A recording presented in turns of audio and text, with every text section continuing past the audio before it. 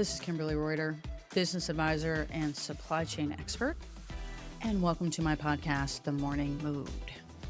And today's topic is going to be in the category, I think, of life, and it is about authenticity.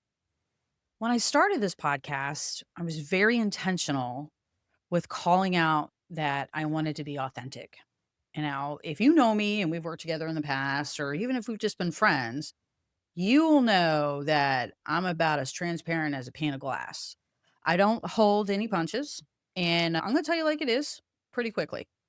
So that is authentic for me, and that's who I've always been. But there comes a time when maybe we don't always say what we want to say, or we change our message a little bit to suit the mood. And that's helpful, especially in a consulting business. And I'm not very good at it, by the way.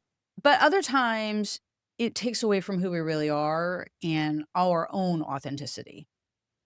And when I started this podcast, or when I wanted to start podcasting, I think I mentioned to you guys, it took me about 5 years to get here. And there were fits and starts. There were some bad partnerships. There were some co hosting that just got tangled up in life. There were opportunities to be produced by other people, but they came with a caveat of not owning my own voice and not owning the final edit.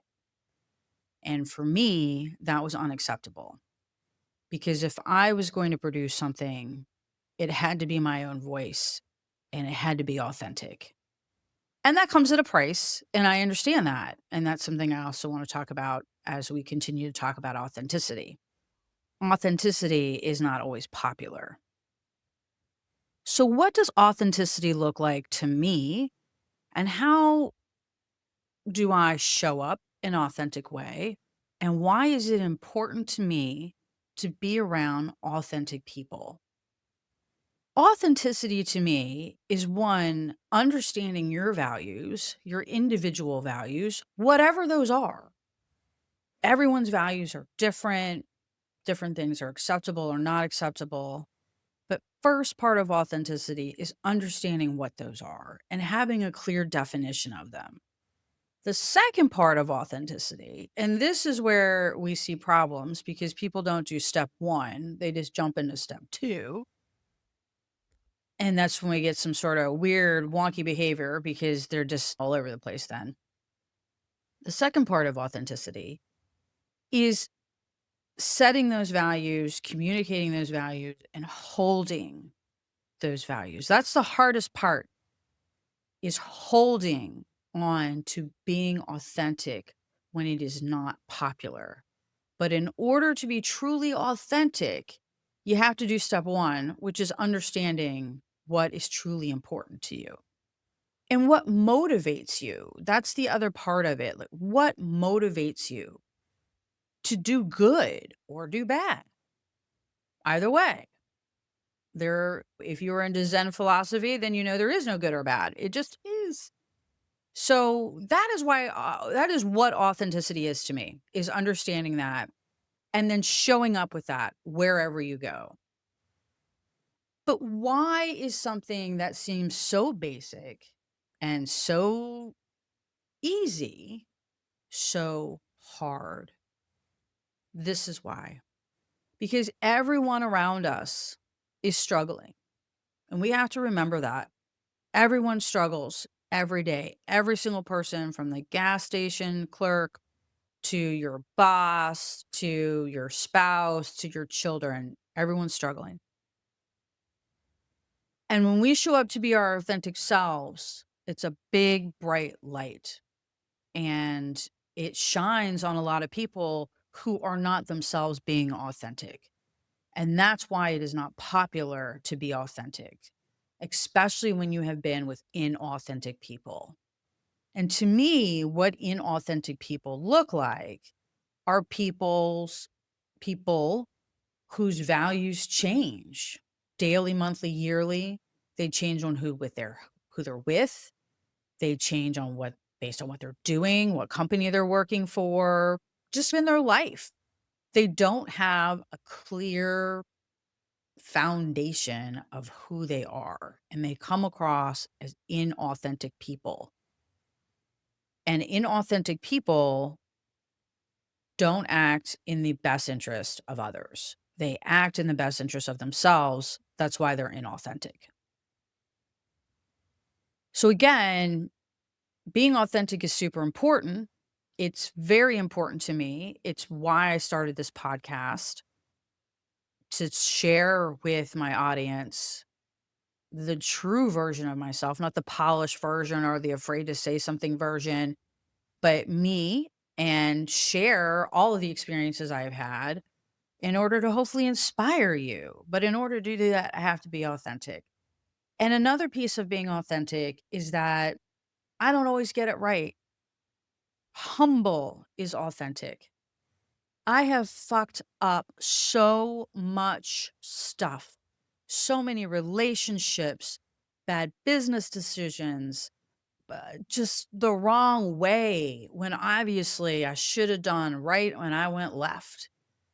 But I learned from all of those things and it built my authenticity because I can speak from a place of actual knowledge and experience because I did it, because I fell off the horse. I was joking with someone recently about falling off the horse and getting back up. And I told them, to be totally honest with you, I have spent more time in the mud falling off the horse than I have actually on the horse. But that gets better with time.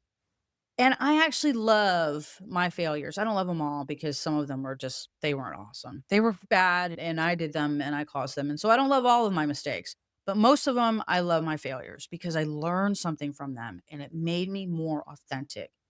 There is nothing less authentic than someone who's perfect.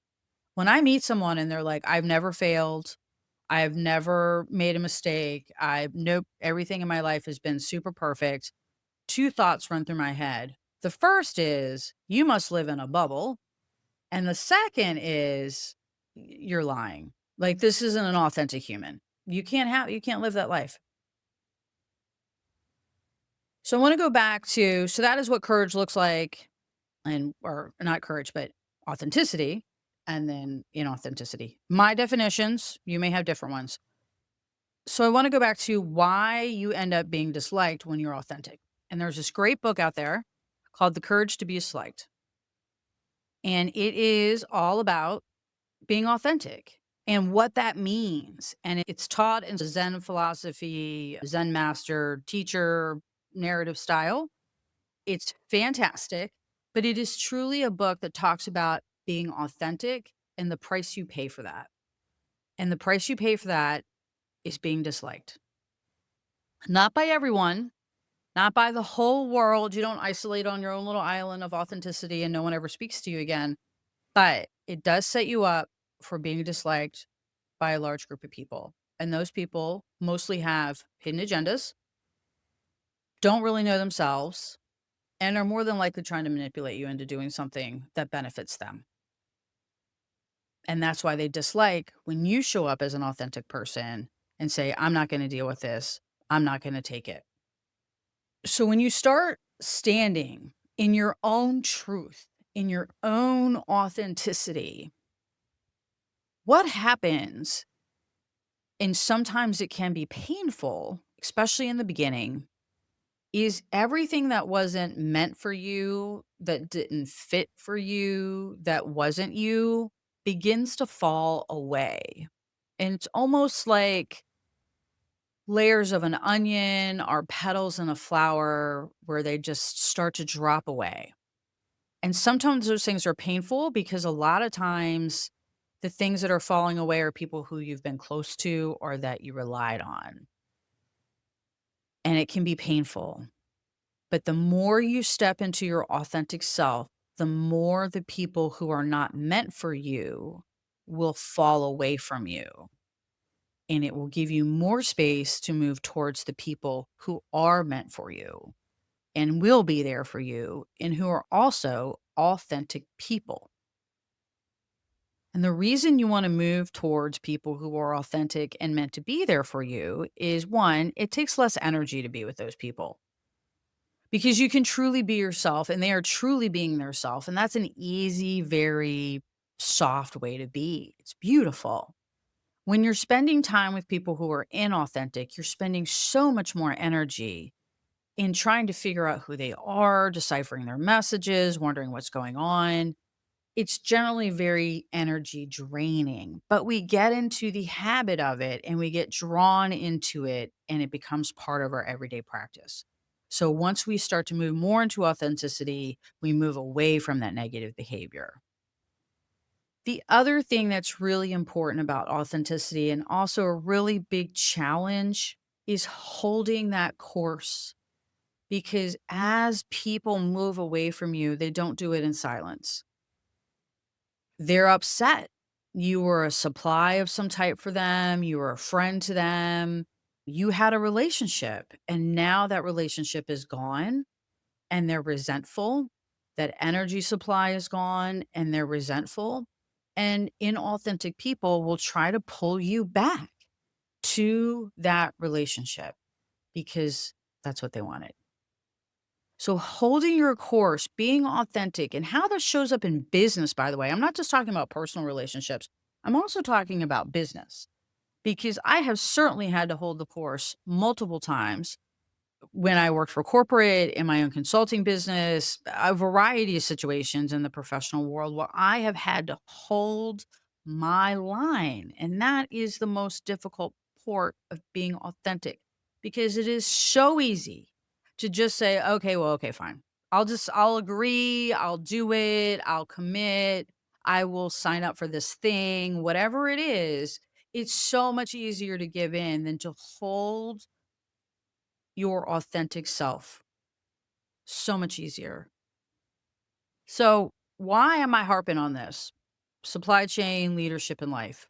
So, why authenticity? Why am I going to take 15 minutes of your time today and talk to you about authenticity? And why does it relate so much to business? And how has it applied to my success specifically? So, one thing you will always hear if you, Kim is a no bullshit, as I said, transparent as a pan, a person, a leader, a business partner, 100% apolitical, not gonna deal with it, we're gonna do what's right. And that's how I've always operated. And it has not always been popular. I think I've mentioned before, maybe I haven't. I would say if you went and polled all the people who've ever met or worked with me in all of my life, I would say 85, 90% of them would say really positive and beautiful things about me. And they have. If you go to my website, you see these gorgeous quotes that my business partners provided for me when we worked together. They brought tears to my eyes. But that other percentage, that 10 to 15, will not say nice things. In fact, they will say pretty ugly things, which can almost sometimes outweigh the positive. And that is a result of me being authentic. That is a result of me saying, no, I'm not gonna do it. I'm not gonna sign up for it. I'm not gonna commit to it. You may do as you please. I am not gonna stop you from moving forward in a way that you see fit, but I'm not doing it. That's the 10 to 15. Those are the people that got told no, and not everyone can handle a no. But what this does, and those 85, 90%, in addition to having very nice things to say about me, they will also say this: I trust her. That's right. I trust her. Do you wanna know why? Because I was authentic. Because when I fucked up, I said I fucked up. When I did good, I went around to all the people who helped me do good, and I thanked them. When I was struggling, I asked for help. When I didn't know, I said, I don't know. I was transparent. I was authentic.